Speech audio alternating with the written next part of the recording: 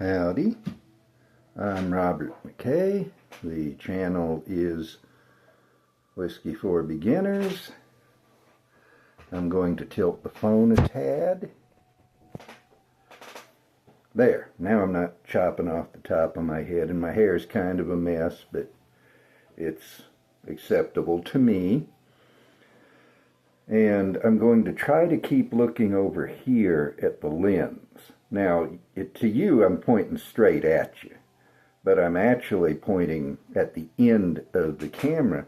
I've always been looking at the screen because it's the natural thing to do, but the lens is over here, and I've realized I look like I'm looking off to the side instead of at whoever's watching the video. And I just realized I forgot one thing. I'm going to pause it, and you won't notice any interruption except it'll stop and start. And I'm back. And I don't have editing facilities. There might be something on my laptop which can edit a video, but I don't know of it. I'm not going to hunt for it. Now it looks like my head's turned instead. I'm going to try something. Move the phone over so that when I'm looking at the lens, I'm looking more straight ahead. I will tilt the phone. You're getting all the back of the house stuff here because this is a thoroughly amateur production. You know, I can't edit, so I have to pause. It looks like a jump cut, but it's not. It's just, it stops recording, then it starts again. And I really don't want all that stuff. Well, I still seem to be, I'm not going to worry about it. But I still seem to be looking off to the side if I'm looking at the lens instead of when I look at the screen. Maybe when I look at the screen now, it'll be better. I'll try that anyway because it's natural when there's someone talking to look at that person. Anyway, this is part of my Whisky Basics series. I forgot to note the number. I believe it's number 21. And the question that I'll be dealing with is, should you try to review whiskey? I'm going to have to do that too. You didn't see that. You saw my hands. You didn't see what happened. I hit it. No, I'm trying a new thing. Something to hold the whiskey bottle up better so y'all can see it better. And it's going to work in another way too. Let me pour this. Whoa. That was more than I intended, but I'll be drinking it more slowly because this is 120 proof stuff. It's a store pick from Kelly Liquors here in Albuquerque. Well, even when things are better, they are not great. Did I mention this is thoroughly amateur? Because it is. This is a store pick from Kelly Liquors. It's Knob Creek Bourbon, and the store picks are 120 proof. I would prefer barrel proof, but 120 on this stuff is not a half shabby proof. It doesn't drink hot, and I have a video coming up on what is hot whiskey. But this doesn't drink hot, but it has authority. If you drink it too fast, it will get your attention. And so I'm careful with it. I'm always careful. You may have already seen my video on drinking responsibly, the first dictum of which is don't get drunk. And I don't. Tonight, though, should you review whiskey? Well, that's a conditional answer. No, not if you don't want to. But if you do want to, go for it. Okay, end of video. No, I would move this and I'd do the toast. But that is essentially the way it is. Now, not everybody is going to want to.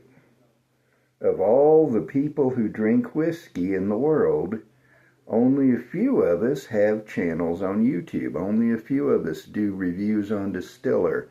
Only a few of us do this or that. And when I talk about people who drink whiskey, I'm not talking about the people who buy a fifth of Jack Black and boom, boom, boom. No, that's not drinking whiskey. That's being stupid. If all you want is to get drunk, why are you messing with 80 proof Jack Black when you can get Everclear and with just a couple of shots be blown out of your mind? You know, if that's all you want, drink Everclear and leave whiskey to those of us who appreciate it.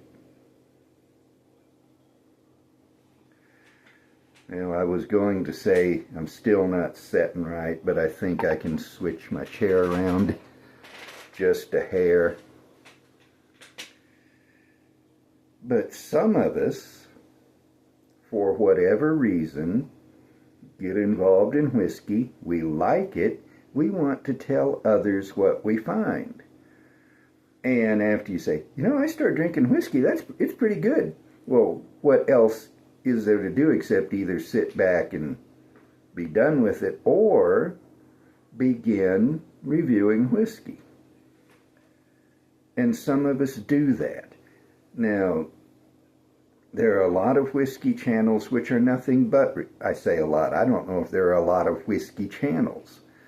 I am subscribed to several. There are several others I've tried and they don't suit me, some of which receive high praise from channels that I like. Tastes differ. But there are whiskey channels which do nothing but reviews, or almost all reviews. This channel does reviews. I have a review playlist. If you want to see just how bad things can have been on this channel as far as thoroughly amateur, you can go there, or to the most miscellaneous playlist. I've got that. I've got...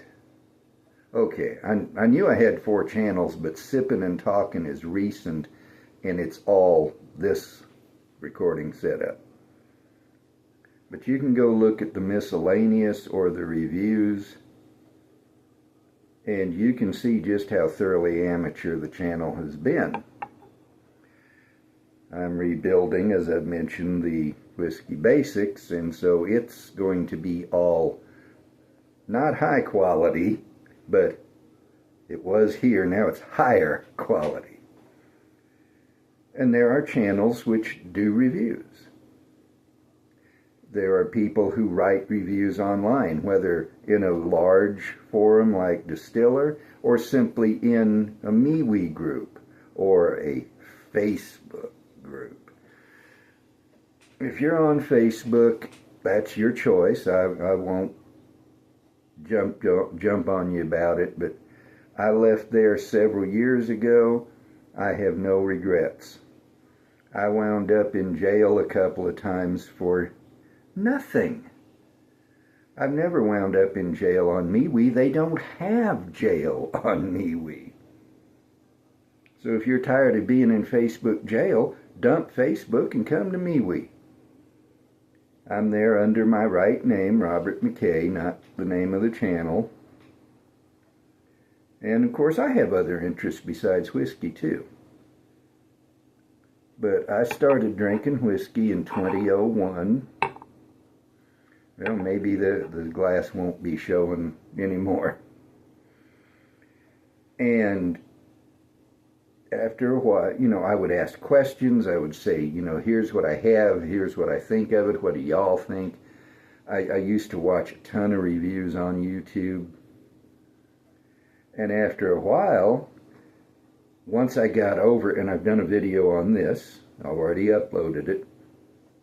Once I got over the misapprehension or the misconception, I mean to say, excuse me, that whiskey reviewers are making things up,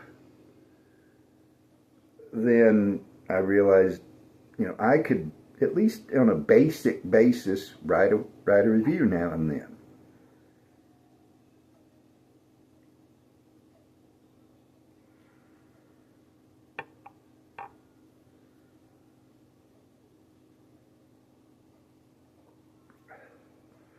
It's 120 proof. Honey and cinnamon and brown sugar. There's some oak in there. There's a considerable amount of honey on the nose. Sometimes when I'm recording, I never babble. Sometimes I can't say a single word straight.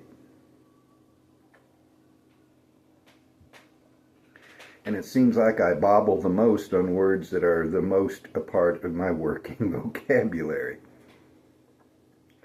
But anyway, where was I? I'm lost. I'm lost in the woods. That is what comes of working without a script. Sometimes I am in the middle of a sentence, in the middle of a thought, and I lose it. And I don't have anything up here that I'm reading off of. Can you imagine if I was just reading off of it?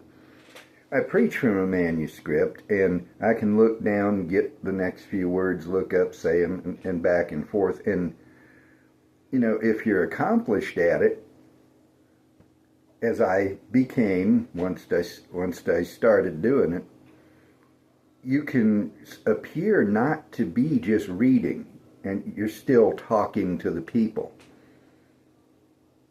But here, there are various reasons why I don't do these with a script. For one thing, they're not as important as a sermon. These videos aren't.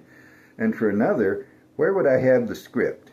If it's directly behind the phone, then I'll be looking this way, but then I don't even know how I'd set that up, to be honest. If it's beside the phone, then I'm looking beside it. I haven't even thought of a way how to make it work, much less wanted to do it. But we're at 12 minutes and counting. And really, this is such a simple question.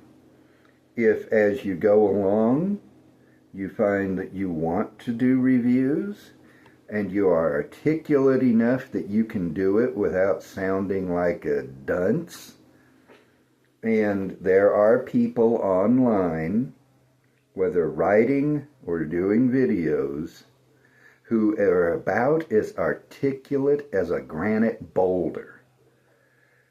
Sounds come out of their mouths, words come out of their mouths or out of their typewriters, but they make no actual sense. You might as well just take the first word from each of the first 30 pages of a random book and set that down and say, there's my review. That's about how articulate they are. The schools don't teach the use of English anymore. Nobody knows how to write it well, speak it well, or read it well. A lot of people can't actually read it at all.